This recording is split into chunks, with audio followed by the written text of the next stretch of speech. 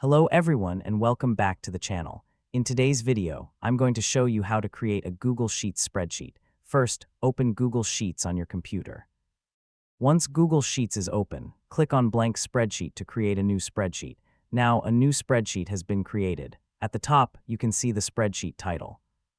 Click on the untitled spreadsheet name and enter a new name for your spreadsheet. For this example, you can give it a simple name such as My Spreadsheet.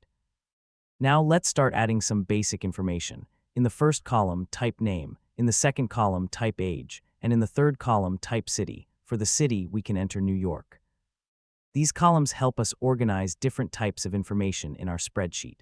You can also add more rows below and enter additional information whenever you need to.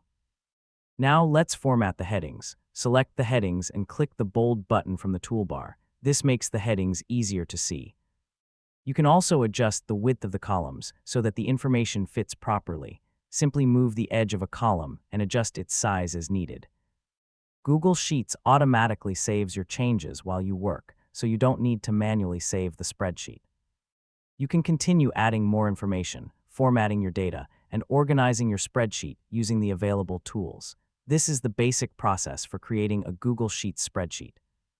You can use Google Sheets to organize names, ages, cities, lists, schedules, and many other types of information. I hope this guide helped you learn how to create a Google Sheets spreadsheet. Thanks for watching, and I'll see you in the next video.